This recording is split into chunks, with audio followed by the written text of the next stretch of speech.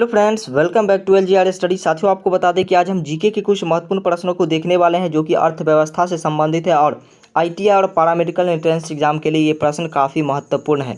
तो आप यदि सेशन को ज्वाइन कर चुके हैं तो जल्द से जल्द लाइक कर दें, शेयर कर दें ताकि आपके अन्य साथी इसका फ़ायदा उठा सके। और एलजीआर स्टडी को यदि सब्सक्राइब नहीं किए हैं तो सब्सक्राइब कर लें, क्योंकि सभी सब्जेक्ट का सेशन यहाँ पर चल रहा है। और एलजीआर स्टडी ऐप को आप यदि डाउनलोड नहीं किए हैं तो इससे डाउनलोड करना आपके लिए काफ़ी आवश्यक है, क्योंकि यहाँ पर पिछले 10 वर्षों में पूछे गए सभी क्वेश्चन का पीडीएफ, प्रैक्टिस सेट का पीडीएफ, मोस्ट इंपॉर्टेंट क्वेश्चन का पीडीएफ सभी आंसर के साथ मिल रहा है। और इस ऐप पर आपका ऑनलाइन टेस्ट भी लिया जाएगा जो बिल्कुल फ्री में लिया जाएगा। और आप ऑनलाइन टेस्ट देने के तुरंत बाद ये पता कर सकेंगे कि कितने क्वेश्चन को आपने सही पिक किया है, कितना क्वेश्चन आपका गलत हुआ और इस टेस्ट में आपका कौन सा रैंक आया है। साथ ही साथ टेलीग्राम चैनल को ज्वाइन कर सकते हैं। हमारा वेबसाइट है www.lgrstudy.com। इसको विजिट करके आप स्टडी से संबंधित और भी जानकारियाँ प्राप्त कर सकते हैं। चलिए फर्स्ट क्वेश्चन की ओर बढ़ते हैं। दलाल स्ट्रीट कहाँ स्थित है? दलाल स्ट्रीट के बारे में हम आपको बता दें कि ये मुंबई में स्थित है। दलाल स्ट्रीट और बम्बई स्टॉक एक्सचेंज ये दोनों एक ही चीज़ है। अब आइए दलाल स्ट्रीट की स्थापना की बात करते हैं। तो वर्ष 1850 की बात है, जब शेयर बाजार के दलाल जो हुआ करते थे वो एक बरगद के वृक्ष के नीचे बैठते थे और अधिक जनसंख्या जैसे जैसे बढ़ती गई दलालों की, तो ये एक अलग जगह की तलाश कर लिए और ये एक फिक्स जगह हो गया इन लोगों के लिए और इसका नाम दलाल स्ट्रीट पड़ गया। तो इसलिए इसका परफेक्ट आंसर क्या होगा? ए इसका परफेक्ट आंसर होगा। और लगभग 1874 से इस स्ट्रीट का नाम दलाल स्ट्रीट रखा गया। दूसरे नंबर क्वेश्चन की बात करते हैं। भारत में कागजी नोट मुद्रा को जारी करने का पूर्ण अधिकार किसके पास है? कागजी नोट मुद्रा को जारी करने का अधिकार रिजर्व बैंक ऑफ इंडिया को है और ये भारतीय सभी बैंकों का संचालन भी करती है। तो डी क्या होगा? इसका परफेक्ट आंसर होगा। तीसरे नंबर क्वेश्चन की बात करें। सरकार अर्थोपाई ऋण लेती है किससे? आरबीआई से सरकार अर्थोपाई ऋण लेती है। तो ऑप्शन बी क्या होगा? परफेक्ट आंसर होगा इसका। वहीं चौथे नंबर क्वेश्चन की यदि बात करें, निम्नलिखित में भारतीय बैंकों में कौन सा एक राष्ट्रीयकृत बैंक नहीं है? राष्ट्रीयकृत बैंक ये जो है देना बैंक, ये राष्ट्रीयकृत बैंक है भारत का। फेडरल बैंक ये संयुक्त राष्ट्र अमेरिका का राष्ट्रीय बैंक है। कहाँ का? USA, United state of America का राष्ट्रीय बैंक है। इसे फेड के नाम से भी जाना जाता है, जिसके बारे में हम पिछले वीडियो में चर्चा कर चुके हैं। तो इसका परफेक्ट आंसर क्या होगा? फेडरल बैंक, यानी कि बी इसका परफेक्ट आंसर होगा। ये संयुक्त राष्ट्र अमेरिका का राष्ट्रीय बैंक है। चलिए पांचवें नंबर क्वेश्चन की बात करते हैं। निम्नलिखित में से किसको वास्तविक मजदूरी का प्रमुख निर्धारित माना जाता है? वास्तविक मजदूरी का प्रमुख जो माना जाता है वो माना जाता है मुद्रा की क्रय शक्ति को। किसको? मुद्रा की क्रय शक्ति को। तो A option is perfect answer. चलिए छठे नंबर क्वेश्चन की बात करते हैं। नई मुद्रा यूरो किस वर्ष प्रारंभ की गई थी? 1999 में प्रारंभ किया गया था। वैसे तो 16 दिसंबर 1995 को ही इसे अपना लिया गया था, लेकिन 1999 में इसे जारी किया गया था। ये एक यूरोपीय मुद्रा है जो अमेरिकी डॉलर के बाद दूसरे स्थान पर इसका मान है। तो सी इसका क्या होगा? परफेक्ट आंसर होगा।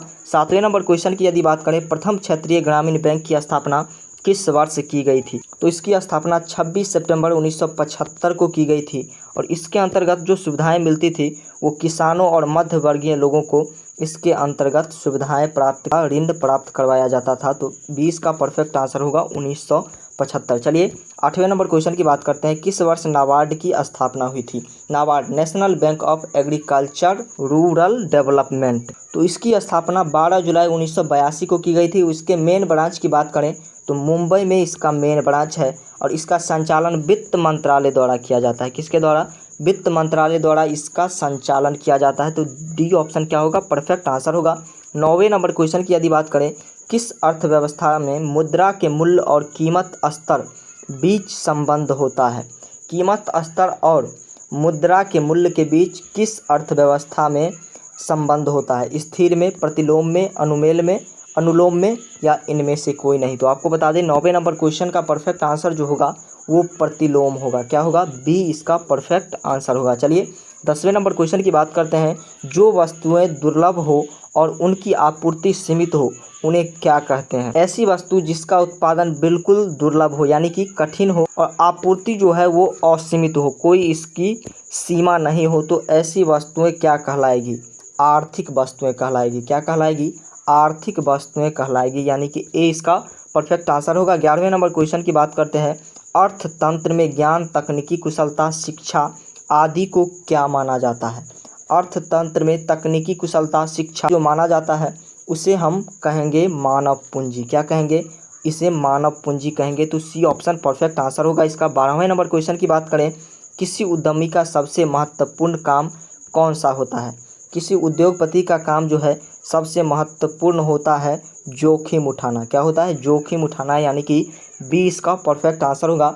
13वें नंबर क्वेश्चन की यदि बात करें, निम्नलिखित में से उत्पादन का सर्वाधिक गतिशील कारक कौन सा है? उत्पादन का सर्वाधिक गतिशील कारक पूंजी, संगठन, भूमि, श्रम। आपके पास यदि पूंजी है तो आप संगठन बना लेंगे, भूमि भी प्राप्त कर लेंगे, श्रमिक भी आसानी से प्राप्त कर लेंगे। इसलिए पूंजी यानी कि ए इसका परफेक्ट आंसर होगा। ये उत्पादन का सर्वाधिक गतिशील कारक है। चलिए 14वें नंबर क्वेश्चन की बात करते हैं।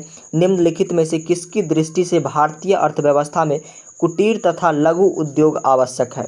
रोजगार सृजन की, किसकी? रोजगार सृजन के लिए कुटीर उद्योग और लघु उद्योग काफ़ी आवश्यक है। तो ए इसका परफेक्ट आंसर होगा 14वें नंबर क्वेश्चन का। चलिए 15वें नंबर क्वेश्चन की यदि बात करें, औद्योगिक एवं वित्तीय विनिमय बोर्ड की स्थापना कब की गई थी? औद्योगिक एवं वित्तीय विनिमय बोर्ड की स्थापना जो की गई थी 1992 में की गई थी। कब की गई थी? 1992 में की गई थी। इस बोर्ड में उद्योग से संबंधित प्रतिनिधि और कर्मचारी शामिल होते हैं। तो परफेक्ट आंसर क्या होगा इसका? 1992, यानी कि सी इसका परफेक्ट आंसर होगा। 16वें नंबर क्वेश्चन की बात करें। भारत में औद्योगिक वित्त का शिखर संगठन है। औद्योगिक वित्त का शिखर संगठन कौन सा है? IDBI, भारतीय औद्योगिक विकास बैंक। ये इसका परफेक्ट आंसर होगा। D is perfect answer. चलिए 17वें नंबर क्वेश्चन की बात करते हैं। निम्नलिखित में से कौन सी संस्था उद्योगों को दीर्घकालीन वित्त उपलब्ध कराती है? ए LIC, बी GIC और सी UTI। तो ये सभी इसका परफेक्ट आंसर होगा, यानी कि डी क्या होगा इसका परफेक्ट आंसर होगा। LIC, GIC, UTI ये सभी जो संस्था है वो उद्योग को दीर्घकालीन वित्त यानी कि धन उपलब्ध कराती है। चलिए 18वें नंबर क्वेश्चन की बात करते हैं। 18वां नंबर क्वेश्चन है, भारतीय औद्योगिक वित्त निगम की स्थापना कब की गई थी? भारतीय औद्योगिक वित्त निगम की स्थापना जो की गई थी 1948 में। कब? 1948 में की गई थी। तो 20 का परफेक्ट आंसर होगा। चलिए 19वें नंबर क्वेश्चन की बात करते हैं। बोकारो स्टील प्लांट किस देश के सहयोग से स्थापित किया गया था?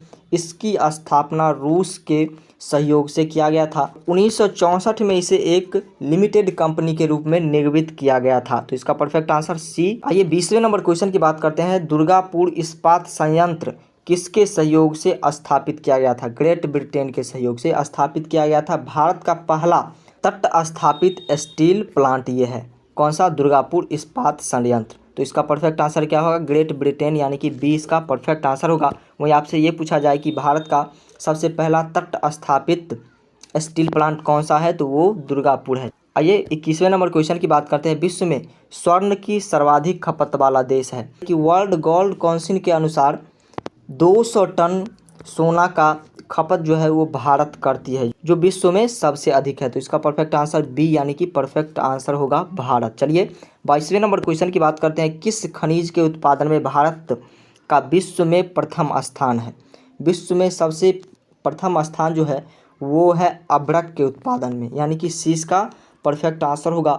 59,890 टन उत्पादन करती है भारत अकेले। चलिए नेक्स्ट क्वेश्चन की बात करते हैं। 23वां नंबर क्वेश्चन है, विश्व में बॉक्साइट संसाधन के मामले में भारत का स्थान है। बॉक्साइट संसाधन के मामले में भारत का स्थान 5वां है। वहीं टॉप 3 की बात करें तो गिनी फर्स्ट पर है, ऑस्ट्रेलिया दूसरे पर और ब्राज़ील जो है वो तीसरे स्थान पर है। तो इसका परफेक्ट आंसर क्या होगा? डी इसका परफेक्ट आंसर होगा। 5वां स्थान भारत का है। चलिए नेक्स्ट क्वेश्चन की बात करते हैं। 24वां नंबर क्वेश्चन है, भारत की प्रथम खनिज नीति कब घोषित हुई थी? भारत की प्रथम खनिज नीति जो घोषित की गई थी वो 1951 में की गई थी। इस नीति के अंतर्गत उत्खनन, सार्थक कार्बन और संतुलित विकास को बढ़ावा देना था। तो इसका परफेक्ट आंसर 1951, यानी कि बी इसका परफेक्ट आंसर होगा। चलिए लास्ट क्वेश्चन की बात करते हैं। भारत किस देश को लौह अयस्क का सर्वाधिक निर्यात करता है? लौह अयस्क का सर्वाधिक निर्यात भारत जापान को करता है। किसको करता है? जापान को करता है। वहीं लौह अयस्क के उत्पादन की बात करें तो सबसे अधिक हमें प्राप्त होता है आग्नेय चट्टानों से। तो आज के लिए इतना ही रखते हैं। वीडियो यदि अच्छा लगा तो वीडियो को लाइक कर दीजिए, शेयर कर दीजिए और सब्सक्राइब नहीं किया है तो सब्सक्राइब कर लीजिए, क्योंकि सभी सब्जेक्ट का सेशन यहाँ पर चल रहा है। साथ ही साथ LGR स्टडी ऐप को आप डाउनलोड करना नहीं भूलेंगे। टेलीग्राम चैनल को ज्वाइन कर सकते हैं। हमारा वेबसाइट है www.lgrstudy.com। इसको विजिट करके आप हेल्प प्राप्त कर सकते हैं स्टडी से संबंधित और अपनी तैयारी को और भी बेहतर बना सकते हैं। फेसबुक पेज को लाइक कर सकते हैं, इंस्टाग्राम पर आप हमें फॉलो कर सकते हैं। तो आज के लिए इतना ही, मिलते हैं फिर किसी नेक्स्ट वीडियो के साथ। तब तक के लिए थैंक यू।